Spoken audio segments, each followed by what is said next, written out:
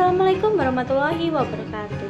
Halo semuanya, perkenalkan nama saya Jessica Ayu Ramadhani dengan NIM 245000016. Di sini saya adalah mahasiswa dari Universitas Adibuana Surabaya dari program studi bimbingan konseling dan Fakultas Perguruan dan Ilmu Pendidikan. Di video kali ini saya membahas tentang salah satu jenis asesmen tes psikologi dan saya mengambil tes bakat, yang dimana saya juga akan meneliti tentang differential aptitude test yang biasa disingkat menjadi DAT. Sebelum masuk ke materi yang lebih dalam, di sini saya sudah membuat poster tentang materi yang akan saya teliti, yaitu tentang tes bakat differential aptitude test. Di sini posternya. Nah, setelah kalian melihat poster yang sudah saya buat, di sini saya akan menjelaskan lebih rinci tentang differential aptitude test yang biasa disingkat menjadi DAT. Pada pembahasan pertama di sini saya akan menjelaskan tentang penemuan dan sejarah tes ini.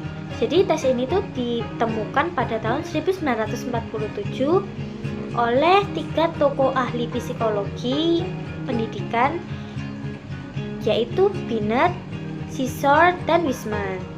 Pada saat itu mereka merasa perlu adanya sebuah alat ukur yang bisa membantu para siswa untuk mengukur tentang potensi dirinya untuk karir masa depannya. Dengan latar belakang tersebut, lahirlah sebuah tes yang bernama Differential Aptitude Test (DAT) yang bisa digunakan untuk mengukur bakat potensi masing-masing individu, terutama pada sekolah menengah dan perguruan tinggi. Lalu kita akan beralih ke pengertian DAT, yang dimana secara umum Differential Aptitude Test adalah tes psikologi yang bertujuan untuk mengukur sebuah potensial yang dimiliki seseorang dalam dirinya di berbagai bidang. DAT berbeda dengan kapasitas kemampuan akademik, yang dimana tidak menguji keterampilan yang sudah dipelajari, tetapi DAT mengukur tentang kapasitas bawaan yang dimiliki oleh seorang individu. Tujuan dari DAT tidak hanya untuk mengukur, tetapi juga memberikan arahan, seperti untuk mengetahui kekuatan dan kelemahannya dalam dirinya. Setelah itu bisa untuk membimbing untuk pemilihan karir ataupun program studi yang diinginkan. Setelah itu juga bisa untuk membantu proses konseling, terutama pada bimbingan karir di sekolah ataupun lembaga-lembaga lainnya. Nah, DAT memiliki beberapa subtes yang dirancang untuk mengukur berbagai aspek bakat. Nah, beberapa di antaranya setelah ini. Yang pertama, kemampuan memahami dan menganalisis kata ataupun kalimat.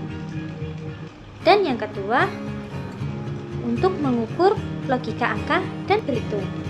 Yang ketiga, mengukur kemampuan pola berpikir logis melalui pola dan simbol.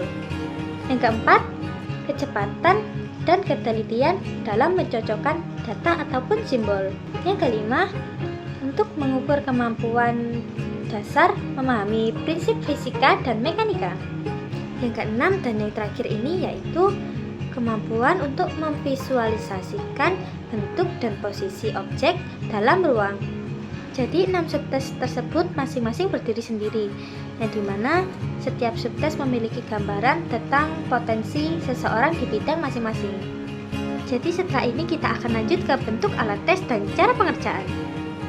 Tes ini biasanya disajikan dalam bentuk soal dan lembar jawaban berupa pilihan ganda, yang dimana tes ini sekitar pengerjaan dari 20 hingga 30 menit tergantung dari jenis soalnya. Peserta akan diberikan instruksi sebelum memulai setiap bagiannya. Contohnya bisa menyelesaikan pola, menjodohkan gambar, ataupun yang lainnya. Karena tes ini dirancang untuk mengukur potensi bawaan setiap individu, yang dimana tidak memerlukan pengetahuan akademik yang tinggi, yang diperlukan hanya logika dan fokus dalam menyelesaikan setiap tugas-tugasnya. Setelah tes selesai, maka hasilnya akan diolah menjadi skor post-test yang akan ditampilkan menjadi profil grafik, yang dimana bisa untuk melihat di mana tinggi rendahnya dan bisa melihat untuk seseorang yang bakatnya di mana yang paling menonjol. Hasil tes ini sangat berguna untuk rekomendasi jurusan atau bidang kerja, dan hasil tes ini juga dapat menjadi pijakan untuk bimbingan karir, yang dimana ini sangat penting untuk bimbingan konseling. Dapat ditarik kesimpulan tentang differential aptitude test atau DAT ini adalah salah satu jenis tes bakat yang sangat komprehensif, yang dimana tidak hanya mengukur satu kemampuan saja, tetapi juga mengukur kecerdasan dan potensi yang dimiliki oleh seseorang lainnya atau individu. Dan hasil tes DAT ini membantu seseorang atau individu mengenali dirinya lebih baik dan bisa untuk mengetahui karir tentang masa depannya dan membantu untuk mengetahui masa depan yang lebih cerah. Semoga penjelasan kali ini dapat dipahami dan lebih bermanfaat mengenai tes psikologi, khususnya dalam bidang bimbingan konseling tes bakat. Demikian yang dapat saya sampaikan, kurang dan lebihnya saya mohon maaf. Wassalamualaikum warahmatullahi wabarakatuh.